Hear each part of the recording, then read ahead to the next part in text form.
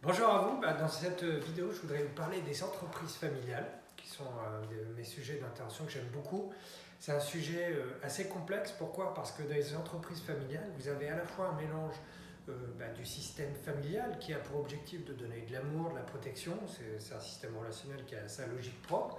Et à côté, vous avez la logique de l'entreprise qui a pour objectif de produire, d'être efficace. Et ces deux logiques qui sont on pourrait même dire un petit peu opposé. Dans l'entreprise familiale, souvent, il y a une confusion entre les deux. Et dans l'intervention, l'un des objectifs, c'est justement d'aider l'entreprise familiale à sortir de cette confusion et à pouvoir faire en sorte que les deux systèmes fonctionnent mieux l'un avec l'autre. Alors, pour vous donner quelques exemples un petit peu concrets, j'avais une entreprise de métallurgie, entreprise familiale, qui faisait vraiment des choses extrêmement précises en termes de production. Et une des difficultés, c'est que le père fondateur de l'usine était décédé il y a quelques années. Et dans l'entreprise, quelque part, il y avait beaucoup de nouvelles méthodes de travail qui n'étaient pas appliquées, d'investissements qui n'étaient pas faits. Pourquoi? Parce que quelque part, on essayait d'honorer la mémoire de ce père fondateur, mais ça se faisait du coup au détriment de l'efficacité de l'organisation. Et surtout, ça se faisait à un niveau inconscient qui était perpétué, notamment par l'épouse donc de ce père fondateur et par ses enfants, et y compris également par les collaborateurs qui souvent étaient très loyaux en fait à ce système familial. Donc ça, c'est un exemple par exemple d'intervention qui permettent de pouvoir faire prendre conscience de ce double mécanisme et d'aider l'entreprise à pouvoir peut-être réinvestir et à redevenir un peu plus opérationnel.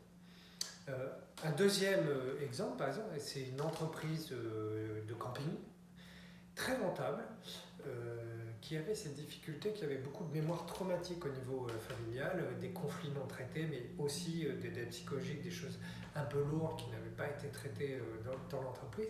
Et la difficulté, c'est que quelque part, c'était à la fois complètement mis de côté parce qu'il y avait beaucoup d'enjeux financiers, y compris pour les personnes de l'AG, de l'Assemblée, du conseil d'administration de l'entreprise, mais également parce qu'on avait sans doute peur au niveau de cette famille de reparler de ces mémoires traumatiques. Et donc ça se jouait sur les niveaux de poste, sur des difficultés par rapport aux investissements. Quelque part, on prenait l'entreprise en elle-même comme terrain de jeu pour pouvoir faire payer en fait ce qui n'avait pas été traité au niveau familial.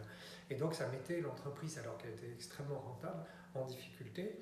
Et le fait d'avoir une intervention qui permette à la fois peut-être de commencer à aider l'entreprise à pouvoir sortir de ce système familial, mais aussi aider la famille à prendre conscience qu'elle a besoin d'être accompagnée en tant que famille par rapport à cette douleur, par rapport à ces souffrances, c'est quelque chose d'extrêmement intéressant. Souvent, moi, je vais faire appel à une collègue qui est spécialiste de la gouvernance des entreprises familiales, ce qui permet du coup d'avoir un vrai double travail à la fois psychosocial, systémique au niveau de la famille qui est propriétaire de l'entreprise, et à la fois, on va dire, organisationnel et de gouvernance, voire même stratégique au niveau de l'entreprise.